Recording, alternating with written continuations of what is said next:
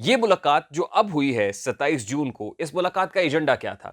इस मुलाकात में क्या गुफ्तगू हुई? ये यूट्यूबर्स खुद से चले गए या चीफ जस्टिस ऑफ पाकिस्तान की तरफ से मदऊ किया गया? अच्छा, उसके बाद बड़ी इंपॉर्टेंट चीज़ ये है कि उमर अता बंदियाल साहब ने एलिजिडली रिपोर्टेडली ये भी कहा कि इस हुकूमत के खिलाफ भी उन्होंने 2-3 ऐसे डिसीजन हैं जो लिख के रखे हुए हैं और जाने से पहले-पहले वो फैसले सुना भी देंगे। खासतौर पे कर्नल शेर खान का जो मुजस्समा है, उसको जैसे उखाड़ा गया, उसकी बेहुरमती की गई।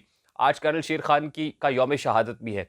और यही वो दिन है 5 जुलाई का कि जब कारगिल के महाज पर दीदा दलेरी के साथ लड़ते हुए ऐसे में पाकिस्तान के एक जवान बहादुर सपूत ने जाम शहादत नोश किया था। अस्सलाम वालेकुम मेरे सादा से पाकिस्तानियों, मेरा नाम रेहान तारिक है और आप मेरा यूट्यूब चैनल और फेसबुक पेज देख रहे हैं। Chief justice of Pakistan justice Umar Ata Bandial की उल्टी गिनती शुरू हो गई है।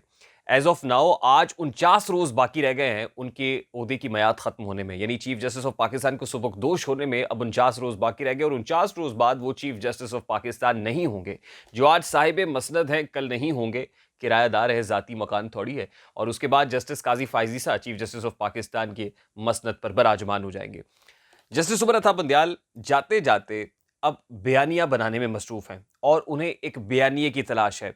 वो बयानिया कि जो उनके जाने के बाद कम अज कम उनके खिलाफ जो तनकीद होगी उसको काउंटर कर सके। और इतलात ये है कि अब उस बयानिए को बनाने के लिए उन्होंने यूट्यूबर से मुलाकातें करनी है और हैरान कुन तौर पर उन्हीं यूट्यूबर से मुलाकात करने में मसरूफ हैं कि जिन यूट्यूबर्स का झुकाव इमरान खान की तरफ है।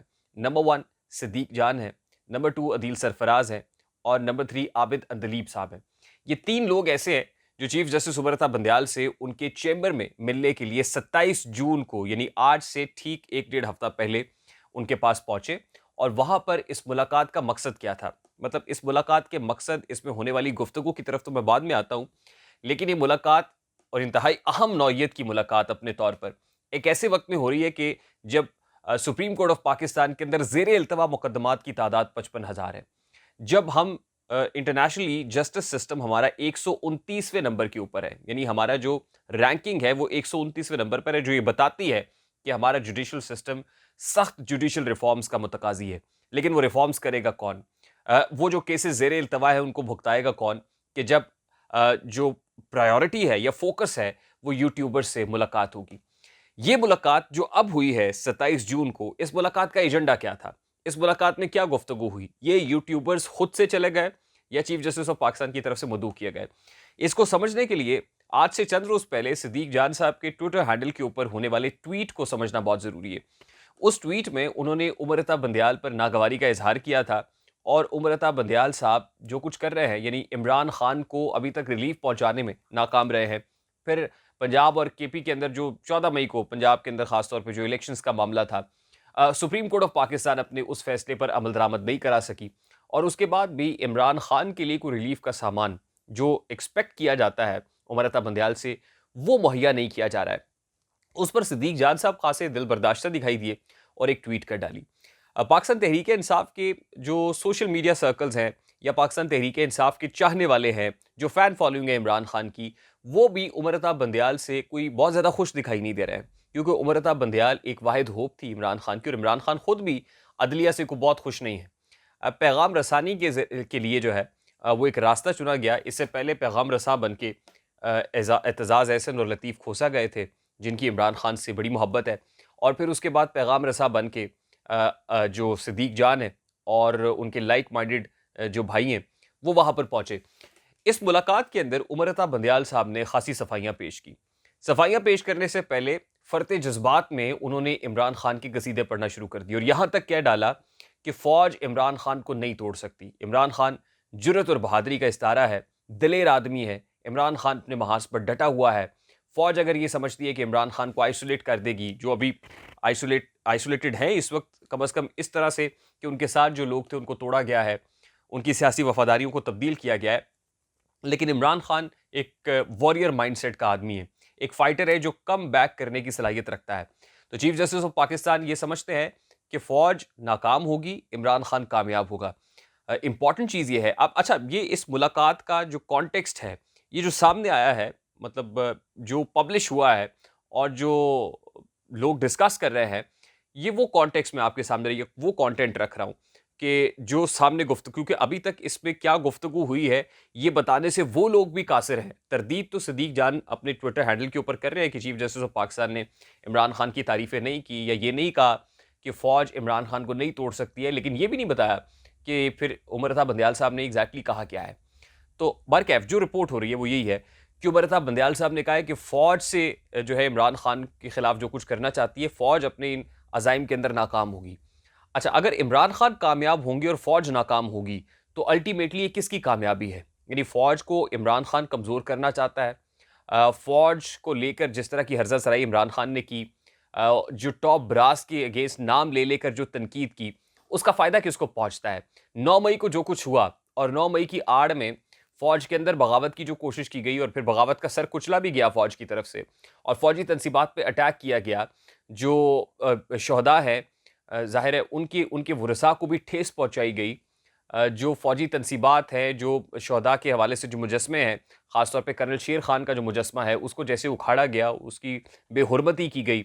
आज कर्नल शेर खान की का यौम शहादत भी है और यही वो दिन है 5 जुलाई का कि जब कारगिल के महाज पर दीदा दलेरी के साथ लड़ते हुए ऐसे में पाकिस्तान के एक जवान बहादुर सपूत ने जाम शहादत नोश किया था कि जो दुश्मन की आंखों में आंखें डालकर खड़ा हो गया था और फिर सामने जब बंदूकें तानी हुई थी दुश्मन ने, तो कह रहा था सीना तान करके, मैं खड़ा हूं तू चला गोली।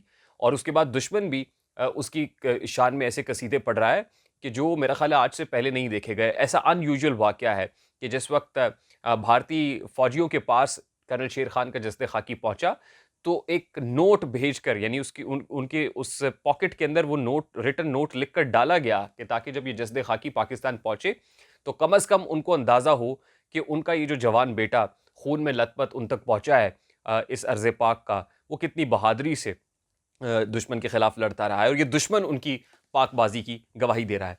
तो बहरकैफ जो कुछ हुआ वो पाकिस्तान के हक में तो नहीं था। 9 मई को जो कुछ हुआ और जो कुछ करने की कोशिश की जा रही थी फ़ौज को कमज़ोर करके, वो पाकिस्तान के हक में किसी भी सूरत नहीं हो सकता है।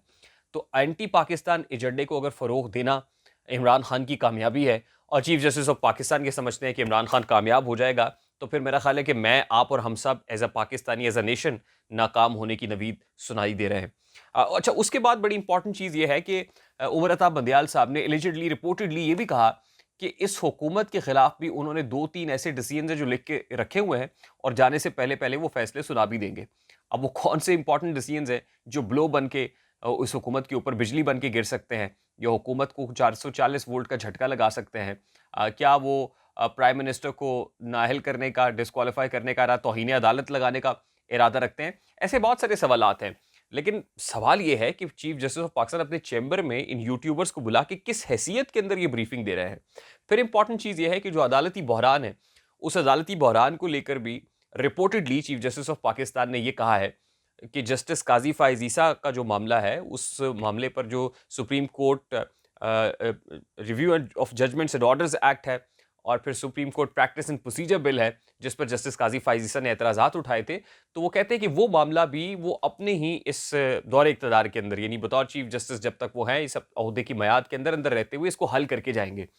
फिर माशी बहरान जो है उसके ऊपर भी, जो जो इकोनॉमिक इंस्टेबिलिटी है, उस पर भी खासी बातें की हैं चीफ जस्टिस ऑफ पाकिस्तान ने। यानी वो जैसे सोशल मीडिया ब्रिगेड को ये कहकर ब्रीफ करके भेज रहे हैं कि जाओ और जाके ये बताना शुरू कर दो कि उमर अता बंदयाल किस तरफ खड़ा हुआ है, या उमर अता बंदयाल की जो मोहब्बत है वो आज भी इमरान खान के लिए कायम दायम है। अब ये जो मुलाकात है, इसके ऊपर इसलिए भी नुक्ताचीनी हो रही है, ये सवालात उठाए जा रहे हैं कि चीफ जस्टिस ऑफ पाकिस्तान अगर सहाफ़ियों से मिलते, और ज़ाहिर है लोग मिलते हैं, आर्मी चीफ भी मिलते हैं, इससे पहले जो चीफ जस्टिस हैं वो भी मिलते रहे हैं, बिल्कुल मिलिए, लेकिन चुनकर एक ख़ास स्कूल ऑफ थॉट के यूट्यूबर्स को बुलाना और उन लोगों को बुलाना कि जो इमरान खान साहब के चाहने वाले हैं, जो इमरान खान के फ्रंट लाइनर बनकर काम करते रहे हैं, इससे आपने क्या इंप्रेशन देने की कोशिश की है? इससे क्या तासुर देने की कोशिश की? अभी ये डिनायल तो कोई नहीं कर रहा कि हमारी मुलाकात नहीं हुई। ये जो तीनों लोग मिल के आए हैं, वो इस बात से एग्री कर रहे हैं और इस बात की तस्दीक कर रहे हैं कि मुलाकात हुई है। मुलाकात हो जाने पर ही इटसेल्फ बहुत सारे सवालात हैं कि आपने चुन के उन लोगों को आप बुलाते हैं कि जिनके थ्रू अपना बयानिया प्रमोट करना चाहते हैं, जिनके थ्रू अपने इश्तिहार लगवाना चाहते हैं, जिनके थ्रू अपने परचम बुलंद कराना चाहते हैं, तो आप उन्हीं को बुलाते हैं और उन्हीं को बुला के आप ब्रीफ करने की कोशिश करते हैं। हमारी इत्तलात यही है कि चीफ जस्टिस ऑफ पाकिस्तान इस वक्त खुद बहुत ज़्यादा मुश्किल में है। वो कहने को तो ये कह रहे हैं कि हुकूमत बहुत मुश्किल में है, कि फ़ौज बहुत मुश्किल में है, लेकिन असल में उमरता बंदयाल साहब बहुत मुश्किल में है और दिक्कत उनके यहाँ अपने ही घर के अंदर है, अपना ही हाउस इन ऑर्डर नहीं है। और आने वाले कुछ और रोज़ ऐसे हैं कि जिसमें उमरता बंदयाल साहब कोशिशें कर रहे हैं, जिसको पंजाबी में कहते हैं ना, नीवा-नीवा होके गुज़ार लें। वो नीवे-नीवे होके गुज़ार लेंगे तो शायद गुज़र जाएँगे। लेकिन अगर कहीं सर उठाने की कोशिश की या कहीं कोई ऐसी बात, हल्की-सी भनक भी ताकतवर हलकों को पड़ गई, तो उमरता बंदयाल साहब का सॉफ्टवेयर एक बार फिर अपडेट हो सकता है। दूसरी इंपॉर्टेंट चीज़ ये है कि हामिद खान साहब ने कल कैपिटल टॉक में हामिद मीर साहब को एक इंटरव्यू दिया और हामिद मीर साहब को दिए गए उस इंटरव्यू के अंदर उन्होंने पनामा केस की जो जजमेंट है, उसका हवाला दिया और ये कहा कि पनामा केस का जो फैसला नवाज शरीफ के खिलाफ आया और नवाज शरीफ को डिस्क्वालीफाई किया गया, नवाज शरीफ ये समझते थे कि कोर्ट शायद मैनेज हो जाएगी, लेकिन वो फैसला कोर्ट से नहीं आया था। वो फैसला पनामा केस की जजमेंट आने से पहले ही लिखा गया था। वो किसी और जगह लिखा गया था। यानी वो क्या कहने की कोशिश कर रहे हैं, वो कह रहे हैं कि उस वक्त की जो पावर्स दैट बी थी, उन्होंने ये डिसीजन ले लिया था और वो डिसीजन अल्टीमेटली कोर्ट को बता दिया गया था और कोर्ट ने सिर्फ वो डिसीजन अनाउंस किया था। अब हामिद खान जैसा जो एक सीजन्ड लॉयर है, वो ऐसी बात कर रहा है। वैसे तो पाकिस्तान तहरीक-ए-इंसाफ की रुकनियत भी उनके पास है, तो क्या पाकिस्तान तहरीक-ए-इंसाफ के चेयरमैन इमरान खान हामिद खान को भी शो कॉज़ नोटिस इश्यू करेंगे इस बात के ऊपर? अदरवाइज़ जो वो बात कर रहे हैं, वो बड़ी काबिल-ए-गौर है, काबिल-ए-फ़िक्र भी है। ऐसे में कि जब नवाज़ शरीफ की वतन वापसी की बाज़गश्त है, ऐसे में जब पाकिस्तान मुस्लिम लीग नून खुद ये कहती है कि उनके साथ ज़्यादती हुई है और कोर्ट ने की है, अगर कोर्ट ने इतना बड़ा ज़ुल्म किया है, तो कोर्ट ही को उसे अनडू करना चाहिए। ये कोर्ट ही रेक्टिफ़ाई कर सकती है, हमें तो कोई पिटीशन भी कोर्ट में लेके जाने की ज़रूरत नहीं है। तो इससे ये तो अंदाज़ा होता है कि अदालतें फ़ैसले कैसे करती हैं, अदालतें फ़ैसले किसके ज़ेर असर करती हैं, किसके दबाव में करती हैं, किसके प्रेशर में करती हैं। बात सिर्फ़ इतनी सी है कि उस वक़्त वो जो दबाव इमरान खान के हक़ में काम कर रहा था और वो अदालतें उसी दबाव के ज़ेर असर थीं, आज वो दबाव इमरान खान के लिए नहीं है, बल्कि वो दबाव दूसरी तरफ है और आज अदालतें इमरान खान के ज़ेर असर और इमरान खान के हामियों के ज़ेर असर नहीं है, बल्कि आज सूरत हाल यकसर बदल चुकी है।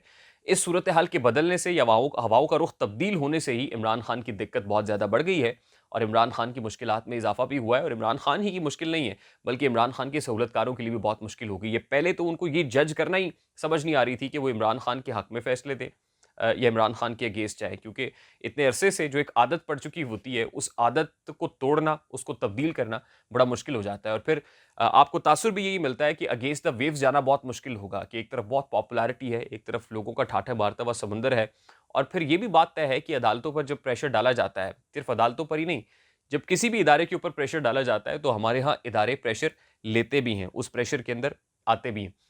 जाते-जाते एक इम्पॉर्टेंट चीज़ ये है कि जो सिविलियंस के मिलिट्री कोर्ट में ट्रायल का मामला है और एक पिटीशन इस वक्त सुप्रीम कोर्ट ऑफ पाकिस्तान में है, उसमें कर्नल रिटायर्ड इनामुर रहीम साहब, इनामुर रहीम साहब के नाम से कौन वाकिफ़ नहीं है और बहुत सारी कंट्रोवर्शियल किस्म की पिटीशंस लेके आते हैं कोर्ट के अंदर। उन्होंने कोर्ट में एक और पिटीशन गुज़श्ता शब जमा कराई और उसमें ये कहा है कि इस केस के अंदर 2 अहम शख्सियात को फ़रीक बनाया जाए। एक शख्सियत इमरान खान की है और दूसरी जनरल बाजवा की है। वो इस कॉन्टेक्स्ट में कह रहे हैं कि इमरान खान के दौर में तकरीबन 25 सिविलियंस का मिलिट्री कोर्ट के अंदर ट्रायल हुआ। उस वक्त general Bajwa chief of the army staff थे। अगर उस वक्त हुआ और सिविलियंस का मिलिट्री कोर्ट में ट्रायल अगर इतना ही अनजस्टिफाइड है, तो फिर ये लोग आके बताएं, कोर्ट को मुतमईन करें, सेटिस्फाई करें कि वो किस कानून के तहत हो रहा था। क्या वो आर्मी एक्ट 1952 के तहत नहीं हो रहा था? अगर नहीं हो रहा था, वो किस कानून के तहत हो रहा था और फिर कौन सी जो आईनी अमेंडमेंट है किसको फेवर करने के लिए मंजूर कराई गई थी? तो आके ज़रा उसका जवाब तो दें। अब देखना यह है कि क्या कोर्ट इस पिटीशन को एक्सेप्ट करती है और क्या इस पिटीशन को एक्सेप्ट करने के बाद इमरान खान और जनरल बाजवा को भी बुलाया जाता है। हमारी दानिश में तो ऐसा होना नामुमकिनात में से एक है। क्या हो सकता है, ये एक बहुत बड़ा क्वेश्चन मार्क है। मुझे रेहान तारिक को इजाज़त दीजिए, अपना बहुत सारा ख्याल रखिएगा। अस्सलाम वालेकुम।